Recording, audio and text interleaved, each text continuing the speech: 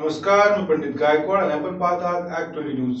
आता पाहूया शहरातील काही महत्त्वाच्या सविस्तर बातम्या। मातोश्री रमाबाई भीमराव आंबेडकर म्हणजे महामानव डॉक्टर बाबासाहेब आंबेडकर यांच्या पहिल्या पत्नी आणि तमाम भीम अनुयायांच्या आई रमाई यांची 126वी जयंती आज शहरात उत्साहाच्या वातावरणात साजरी करण्यात आली। सकाळी सिडको कॅनॉट प्लेस गार्डन येथे रमाई पहाट कार्यक्रमाचं आयोजन करण्यात आलं होतं। या संगीतमय कार्यक्रमात राज्याच्या विविध भागातून आलेल्या कलाकारांनी सहभाग घेतला।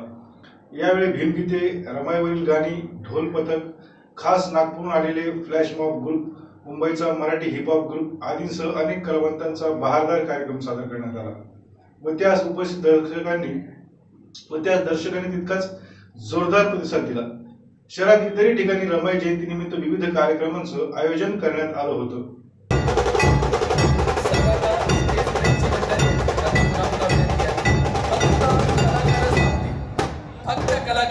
तुमच्याविषयी आम्हाला आदर आहे आणि आपला अपमान होऊ नये, असं काही होऊ नये, आमच्याकडून काही एखादा शब्द वाईट जाऊ नये म्हणून आपल्याला विनंती आहे की आपण बाजूला थांबायचं आहे किंवा जी कलाकाराच्या व्यतिरिक्त जी मंडळी स्टेजवरती आहे त्या सर्वांना पुन्हा एकदा विनंती आहे की आपण खाली थांबायचं। भाऊसाहेबांना विनंती की आपण कलावंत सोडून बाकी सर्वांना भाऊसाहेबांना विनंती आहे कलावंत सोडून बाकी सर्वांना जे स्टेजवर आहे त्यांना खाली द्या। सर्वांना विनंती की सर्वांचा आदर आहे, सर्वांची आम्हाला नितांत प्रेम आहे।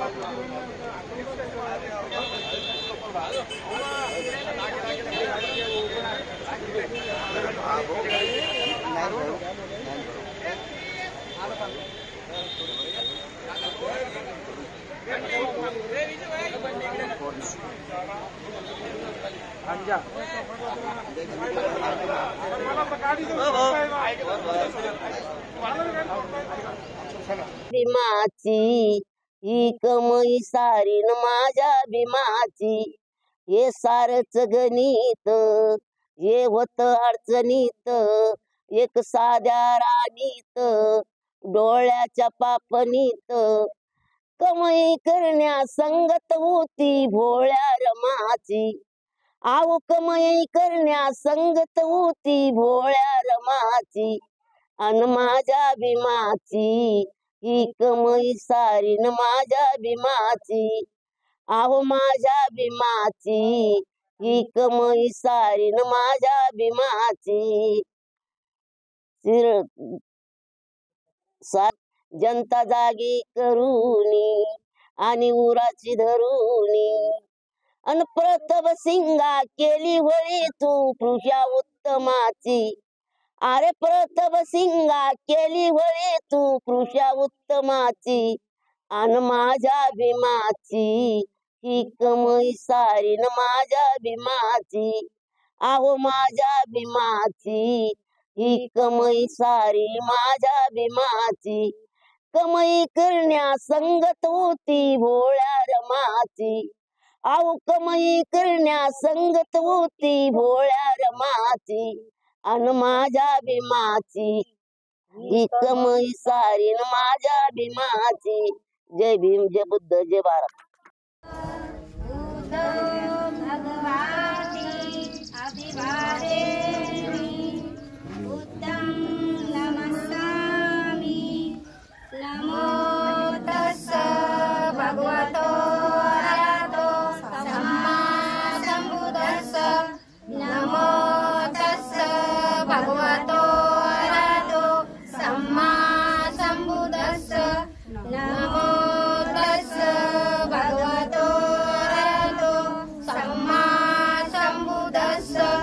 बुद्धं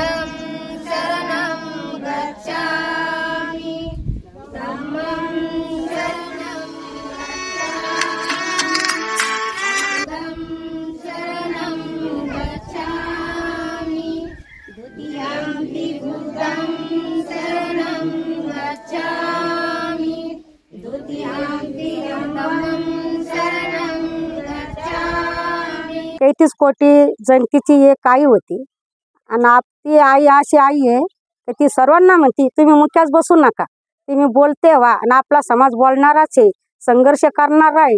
तुम्ही जसा संघर्ष करा, कोणी जर आपल्याला दाबाचं पडलं तर आपण सर्वजण मिळून त्यांना आवाज उठवा आणि आपलं काय जे संघर्ष आहे ते पुरा सर्वांना दाखवा का आपण दबेल नाही आहे, आपण मुक्त नाही आहे, आपण जे काही करतो ते खऱ्या मार्गाचे, शांतीच्या मार्गाचे. जी शांती जी आपल्यामध्ये आहे ती सर्वांमध्ये नाही, पण शांती सर्वांना शिकवा, शांती परमानं चाला.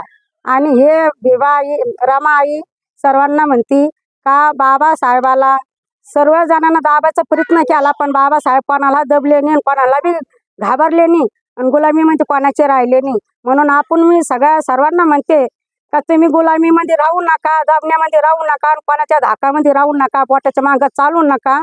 जे रमाईचं शिक्षण आहे त्या शिक्षाप्रमाणे तुम्ही सर्वजण चाला. एवढे बोलते, माझे 2 शब्द संपवते. होतला कमंदी एक सुभेदाराचा तो लेक, होतला कमंदी एक सुभेदाराचा तो लेक, याच्या नावाचा होता दरारा. याच्या पेनाले माय थर कापे भारत सारा, याच्या पेनाले माय थर कापे भारत सारा. होतला कमंदी एक सुभेदाराचा तो लेक, होतला कमंदी एक सुभेदाराचा तो लेक, याच्या नावाचा होता दरारा. याच्या पेनाले माय थर कापे भारत सारा, याच्या पेनाले माय थर कापे भारत सारा. पक्क्या गुरुचा तो चेला एकटा. संसदेने सर्वोच्च न्यायालयात आरक्षण देणारा कायदा लवकरात लवकर पारित करावा अशी मागणी advocate front for social justice या वकिलाच्या संघटनेने प्रधानमंत्र्यांकडे केली आहे. आज एका पत्रकार परिषदेत ॲडव्होकेट विष्णू ढोबळे यांनी याविषयी माहिती दिली. येत्या रविवारी याच विषयावर मौलाना आझाद संशोधन केंद्रात एका परिषदेचे आयोजन करण्यात आल्याचंही त्यांनी सांगितलं. लोकसभा किंवा राज्यांची विधिमंडळ जात नाही आणि तो कार्यक्रम आहे की या देशातल्या फ्रीडम मुवमेंटने जे मुद्दे शेती, सामाजिक क्षेत्र म्हणजे आर्थिक, सामाजिक, शैक्षणिक आणि नागरिकांची म्हणून एक डिग्निटी डेव्हलप म्हणजे त्याचा दर्जा, नागरिकांचा एक दर्जा उंचावण्याच्या दृष्टीने जी एक मूल्य व्यवस्था फ्रीडम मुवमेंटमध्ये घालून दिली आणि त्या अपेक्षेनं घटना परिषदेनं या देशामध्ये कॉन्स्टिट्यूशन निर्माण केलं. ते डॉक्टर आंबेडकरांच्या नेतृत्वाखाली निर्माण झालं आणि ते स्वीकारून आपण 75 वर्ष झाले. इंडियन स्टेट आर्टिकल 12 मध्ये कॉन्स्टिट्यूशननं डिफाईन केले. या आर्टिकल 12 मध्ये जे मुख्य अंग आहेत इंडियन स्टेटचे, भारतीय शासन संस्था, याचे जे 3 मुख्य अंग आहेत त्यामध्ये कायदा मंडळ, कार्यकारी मंडळ आणि न्याय मंडळ हे मुख्य अंग आहेत भारतीय शासन संस्थेचे. तर या इंडियन स्टेटनं आरंभापासून म्हणजे संविधान स्वीकारलेल्या 26 जानेवारी 1950 पासून आपण काही एक जसं आपण एक रिझर्वेशन पॉलिसी स्वीकारली. रिझर्वेशन पॉलिसी घटना परिषदेमध्ये त्याची डिबेट होऊन स्वीकारलेली आणि ही रिझर्वेशन पॉलिसी 2 विंगमध्ये म्हणजे कुठल्या विंगमध्ये, कार्यकारी मंडळ आणि कायदे मंडळ या 2 संस्थांमध्ये त्याची अंमलबजावणी पण आपण मागची 75 वर्ष करतोय. इंडियन ज्युडिशरीमध्ये जी एक निर्णायक संस्था आहे इंडियन स्टेटची, भारतीय शासन संस्थेची, त्या निर्णायक संस्थेमध्ये मात्र केंद्र सरकारने म्हणजे भारत सरकारने कुठलंही नोटिफिकेशन रिझर्वेशन इम्प्लिमेंट करण्याच्या बाबतीतलं पास केलेलं नाही किंवा इंडियन पार्लमेंटनं कुठलाही लॉ इनॅक्ट केलं नाही किंवा कुठलाही लॉ पास केलेला नाही आणि देशामधल्या न्याय व्यवस्थेमध्ये रिझर्वेशनला लागू केलेलं नाही. हा प्रश्न गेली 75 वर्ष देशामध्ये त्याला नीट नीट त्याची नीटची डिबेट नाही झाली, त्या प्रश्नाला नीट आयरणीवर आणलेलं नाही आहे. आणि वेळोवेळी केंद्रामध्ये आणि राज्यांमध्ये सरकारं जरी बदलली तरी राज्यांच्या लेवललाही देशामध्ये कुणी पुढाकार घेतलेला नाही. आणि केंद्राच्या लेवलला पार्लमेंट सायलेंट आहे मागची 75 वर्ष.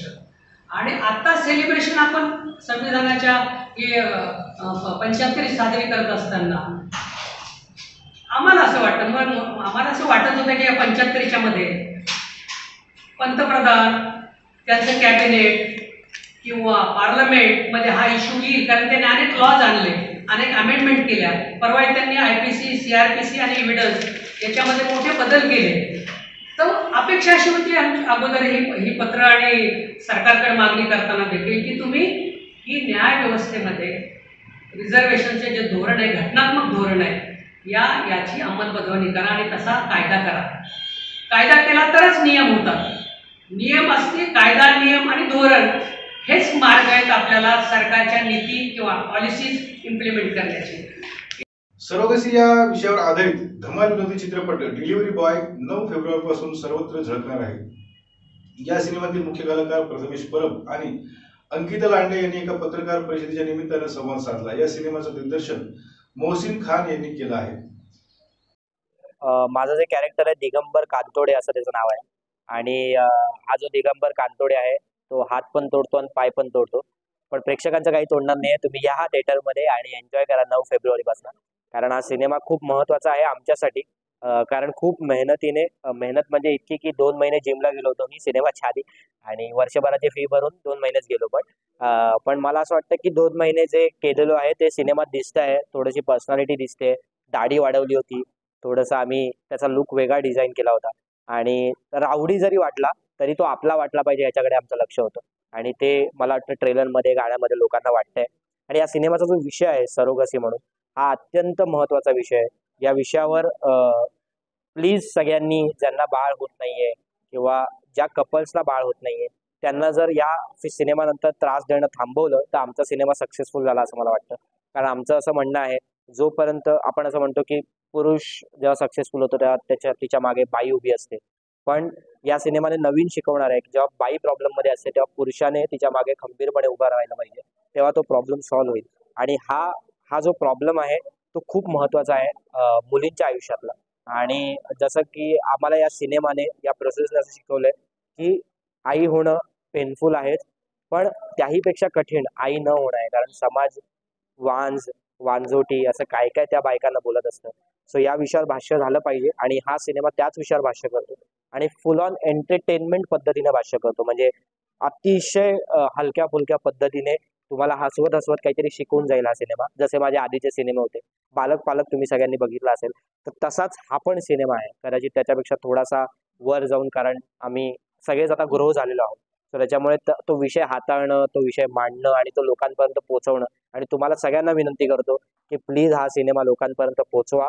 आणि लोकांना विनंती करतो की थिएटरमध्ये येऊन 9 फेब्रुवारीपासून संभाजीनगरमध्ये प्लीज हा सिनेमाची हवा होऊन जाऊ दे. डिलिव्हरी बॉय या फिल्ममध्ये माझं डॉक्टर अमृता देशमुख या नावाचं कॅरेक्टर आहे. ती एक खूप विजन ड्रिव्हन गर्ल आहे की तिला माहिती आहे तिला काय करायचं आहे. सो तिचं एक स्वप्न असतं की तिला मदत करायची लोकांची, म्हणजे तिच्याकडे जे नॉलेज आहे किंवा तिच्याकडे ज्या सुविधा आहेत किंवा ती काय बदल आणू शकते, तिला त्याचा उपयोग करायचा आहे. म्हणून ती त्या गावात जाते. तिथे तिच्या बाकीच्या 2 कॅरेक्टरला भेटते, एजंटला आणि त्याच्या मित्राला, आणि मग ते दोघं मिळून तिची कशी मदत करतात. आणि लेटर ऑन जेव्हा फिल्म पुढे जाते तेव्हा हे दोघं पण तिला त्या विजनमध्ये कशी मदत करतात. म्हणजे तिला इच्छा असते की ज्या बाईला आई पण अनुभवता येत नाही तिला ते सुख द्यायचं. सो हा जो तिचा एक मिशन आहे त्याच्यामध्ये हे दोघं तिची कशी मदत करतात हे आपण पाहू शकतो. रिहॅबिलिटेशन कंपनीच्या गुडघ्यांच्या पट्ट्याने आराम मिळतो असा कंपनीचा दावा असून त्यांचं एक शिबिर नुकतंच रेल्वे स्टेशन परिसरात झालं. यावेळी अनेक रुग्णांनी शिबिराचा लाभ घेतला. गुडघ्यातले पेन कमी वाटतं. या पहिले काय होत होतं? त्यातलं लेफ्ट गुडघा माझा दुखत होतं. तुमचं वय किती आहे? आता माझं रनिंग 55 वर्ष. काय वाटतंय, ही नुसती जाहिरातबाजी आहे का याच्याने खरा फरक जाणवतो? त्यांनी काय सांगितलं, कंटिन्यू तुम्ही 3 महिने वापरा, नंतर ब्रेक करा असं त्यांनी सांगितलं. आणि मग परत तुम्ही काम करताना वापरा आणि झोपताना काढून ठेवा, ह्या पद्धतीने ते सांगितले. आणि तुम्ही तुमच्या पद्धतीने काम करू शकता त्यात. म्हणजे हे लावून तुम्ही काम करू शकता, चालू शकता. म्हणजे पायाचं जे पेन्स ते कमी वाटतात, कमी वाटतं. त्या गुडघ्यावरचा लोड त्या ह्याच्यावरती बेल्टवरती सध्या. कुठून आलात? हे औरंगाबाद संभाजीनगर. तुम्हाला कसं माहिती झालं? मग पेपरला ॲड वाचली मी आलो. ओके, धन्यवाद. आपलं नाव? PL पोद्दार.